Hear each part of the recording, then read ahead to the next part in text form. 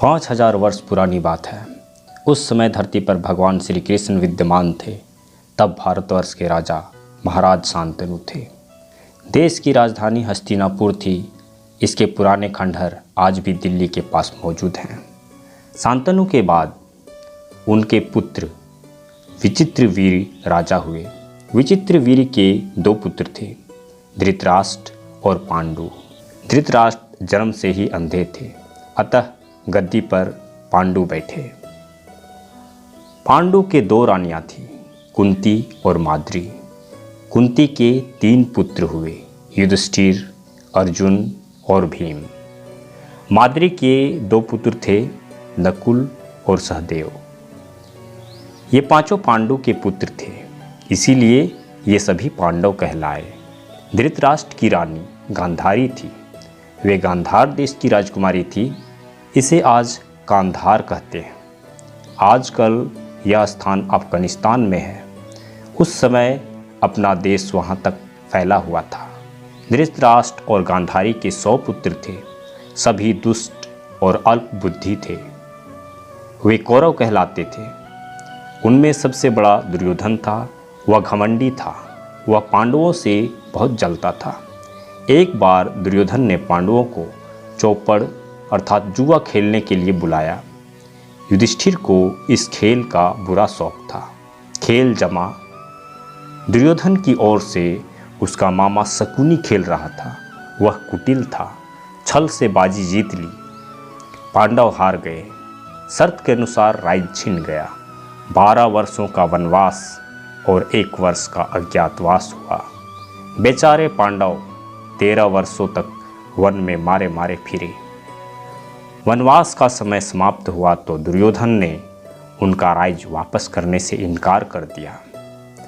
भगवान श्री कृष्ण ने भी दुर्योधन को समझाया, लेकिन उसने किसी की बात पर कान नहीं दिया। अतः पांडवों को युद्ध करना पड़ा।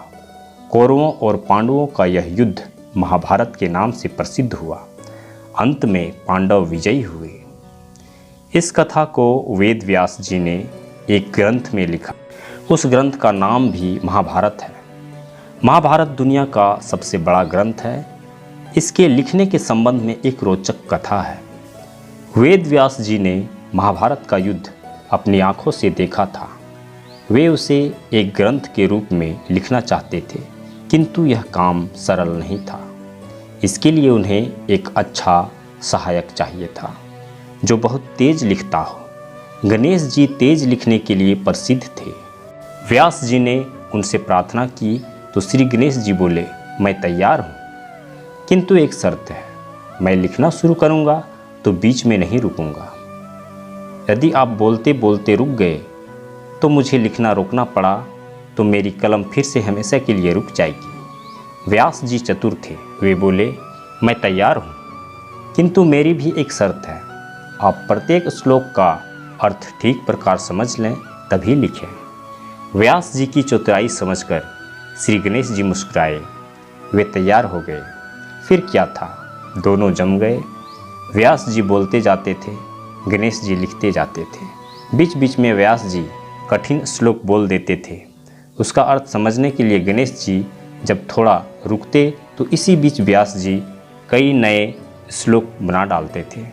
इस प्रकार महाभारत का अद्भुत ग्रंथ तैयार हुआ। महाभारत के रचयिता महर्षि वेद व्यास हैं। इनके पिता मुनि पराशर थे। माता का नाम सत्यवती था। वह एक मछुआरे की कन्या थी। मथुरा के पास यमुना जी के मध्य एक द्वीप पर इनका निवास था। इसी द्वीप पर व्यास जी का जन्म हुआ था, इसलिए बचपन में वे कृष्णद्वैपायन कहलाते थे। बचपन में ही कृष्णद्वैपायन हिमाचल पर चले गए।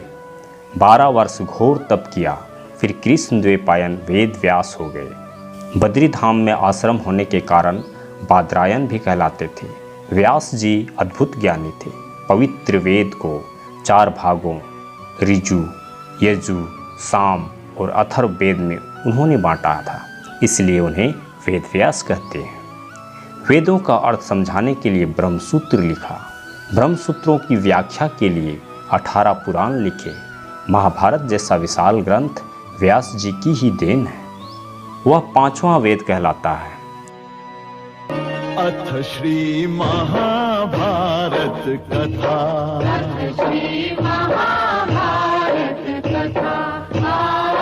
महाभारत कथा।